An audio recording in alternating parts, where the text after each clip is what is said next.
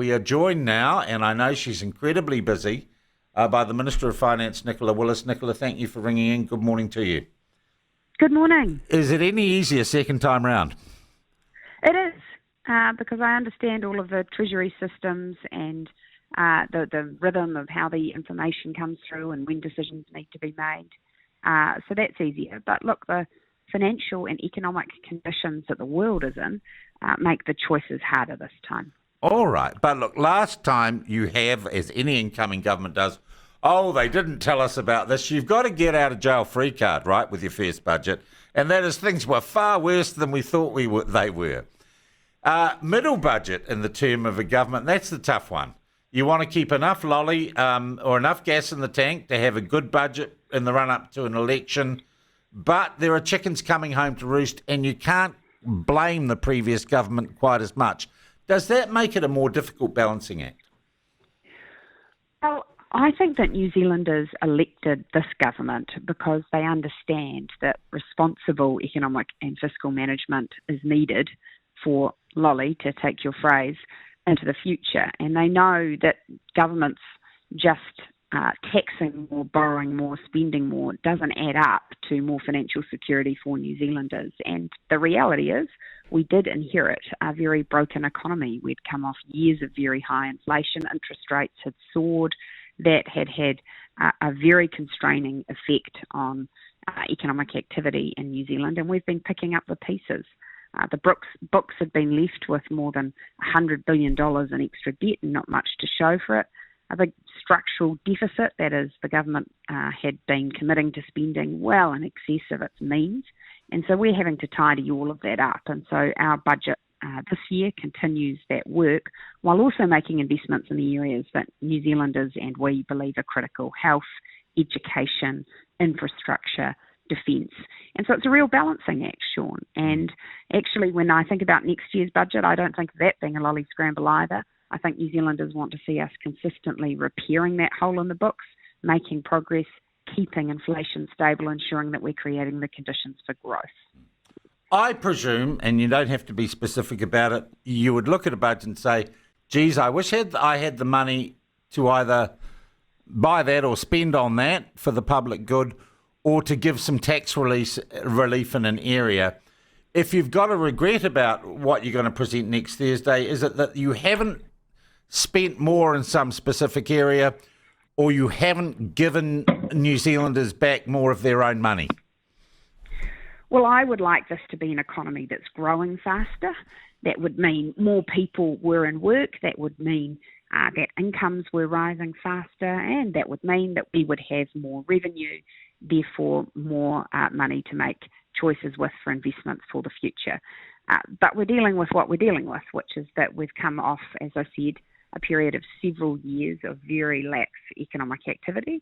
And so actually the key focus of our budget is let's make sure we're securing growth, because that's going to make things much easier in the future. And that's when you get choices to reduce the amount of tax that people pay, to start significant investments in new programs. What is one area you would have liked to be able to spend more in?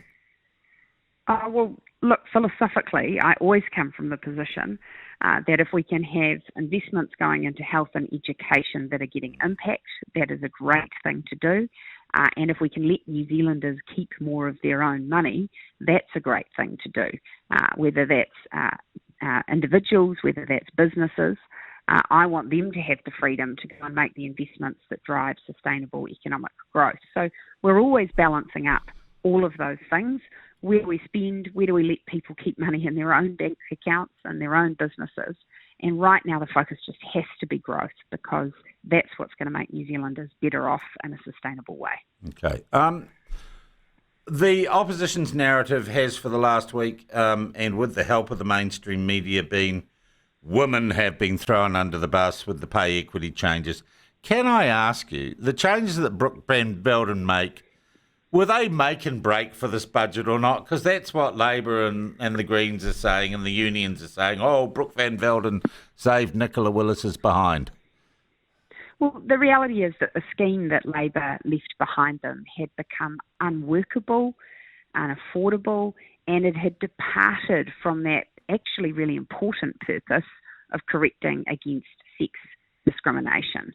The pay equity scheme is meant to be about where there has been historic underpayment of women and correcting for that, but it had become so broad that it had captured a number of other issues that should really be dealt with during the normal bargaining process between employers and employees.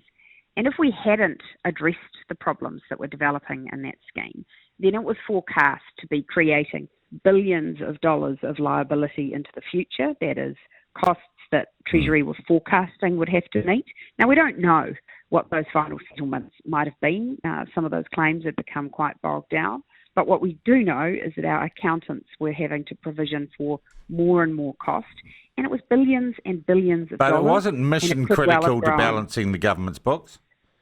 Well, you can always deliver a budget with the circumstances that you have, but you'd have to make different choices. And so if we hadn't made those changes, we would have had far less resource available to us to invest in the school system, to invest in the health system, to ensure that our defence force is rebuilding its capability, to ensure the police are getting the funding that they need. So, of course, you can make those choices in a budget, but I don't think New Zealanders would have thanked us for them. Now, you're going to have to order extra sausage rolls for next Thursday because the CTU, the Taxpayers Union, the New Zealand Initiative, they're all back in the lockup. That looked a bit messy. What happened there? Who was it that was saying you can't come to the party? Oh, look, this has been a mountain out of a molehill, really, Sean. So Treasury traditionally invite people to the budget lockup. They use the same list that they used in December for the half-year economic update, really focusing on those people who need market-sensitive information, therefore need to be in the lockup early. There was a lot of feedback about that from groups who also wanted to be there, for whom the information's not as time-critical, but they enjoy being there. And ultimately, I intervened and said to Treasury, look, there are all these people, they want to be there. And to be honest, I'm very proud of my budget. I want them to hear about it. And if they hear about it a bit early, that's fine. So let's extend the invitation a bit more openly. And is there much these days that is market critical in a budget, time critical?